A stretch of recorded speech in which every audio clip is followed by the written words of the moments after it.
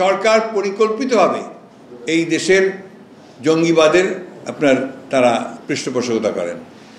আমার এরপরে আর কিছু বলার নেই। সরকার একটার পর একটা ইস্যু তৈরি করে, সেই ইস্যুকে ডাইভার্সনের দিকে নিয়ে যায়। এখন আবার এটাকে তারা ওই একই আরেকটি তাদের একটা প্রজেক্ট। আমরা ভাই বহুদলীয় গণতন্ত্রে বিশ্বাস করি। আমাদের ঘোষিত কর্মসূচি, আদর্শ হচ্ছে আমাদের বহুদলীয় গণতন্ত্র। পাকিস্তান আমলে কমিউনিস্ট পার্টিকে নিষিদ্ধ করা হয়েছিল। বাম রাজনীতি যারা করতো, আমাদের মির্জা গোলাম হাফেজ সাহেব থেকে শুরু করে হাজী মোহাম্মদ দারাজ থেকে শুরু করে তারা সব দেশ ছেড়ে চলে গিয়েছিলেন, ভারতে আশ্রয় নিয়েছিলেন প্রায় 2 বছর। সেখানে থেকে তারপর তারা ফিরে, যখন এটাকে উইথড্র করা হলো তখন আবার তারা দেশে ফিরে এসেছিলেন। এই ধরনের ঘটনা যারা স্বৈরাচারী, যারা ডিকটেটরস, যারা জনগণের সঙ্গে যাদের সম্পর্ক থাকে না, তারা এই ধরনের সিদ্ধান্ত বহু নিয়েছে এবং এগুলো কি তাদেরকে নিতে হয় বিভিন্ন সময় বিভিন্নভাবে।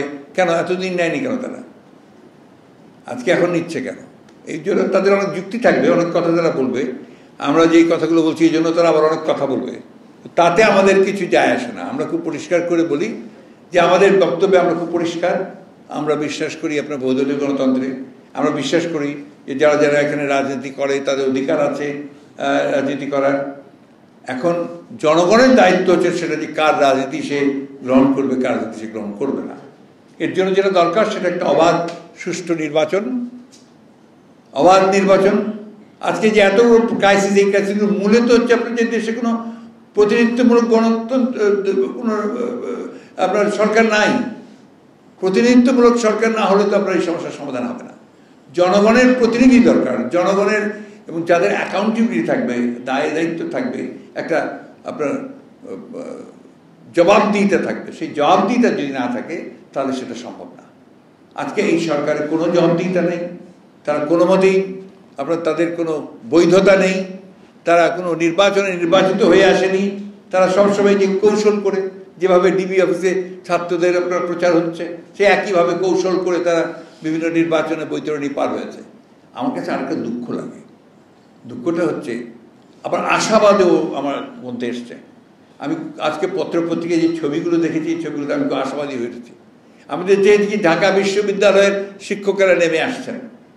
আমি দেখলাম যে শিল্পীরা, সাংস্কৃতিক কর্মীরা তারা নেমে আসছেন, তারা তাদের বক্তব্য রাখছেন। আমি দেখছি যে এই দেশের যারা সত্যিকার অর্থেই দেশপ্রেমিক মানুষ, গণতন্ত্রকে মানুষ, তারা তাদের মুখ খুলতে শুরু করেছেন। আমি আজকে পত্রিকায় দেখলাম যে প্রায় 100 জনের মতো বুদ্ধিজীবী, অর্থনীতিবিদ, বিশিষ্ট নাগরিক তারা স্টেটমেন্ট দিয়েছেন, তদন্ত কমিশন করার কথা বলেছেন। এই বিষয়গুলো অবশ্যই আমাদেরকে আশা দেওয়া হয়। তখনই আবার দুঃখ হয় যখন দেখি যে কিছু মানুষ যারা নির্লজ্জভাবে এই ভয়াবহ একটা দানব তার সমর্থনে কথা বলেন। তারা এই বিষয়গুলোকে সমর্থন করেন, এই হত্যাকে সমর্থন করেন। আমি জানি যে গত কয়েকদিনের ঘটনায় আমাদের যে সমস্ত ছাত্র ভাইরা শহীদ হয়েছেন, তাদের বাড়িতে তাদের কোনো আত্মীয় স্বজন এখন কেউ খেতে পারছে না, কারণ তাদের সামনে, চোখের সামনে তাদের ছেলে চলে গেছে, তাদের ভবিষ্যৎ চলে গেছে, তার চেয়ে সবচেয়ে প্রিয় যে জিনিসটি সেটা চলে গেছে। আপনি বলেন 4 বছরের বাচ্চাটা, 6 বছরের বাচ্চাটা কি, হোয়াট ইজ দ্য অ্যান্সার? রাষ্ট্রের কি উত্তর? রাষ্ট্রের জবাবটা কি? কেন তার প্রাণ গেল? কি অ্যান্সার দেবে সে? দায়িত্ব তো তার। প্রতিটি নাগরিকের নিরাপত্তা বিধান করার দায়িত্ব তার।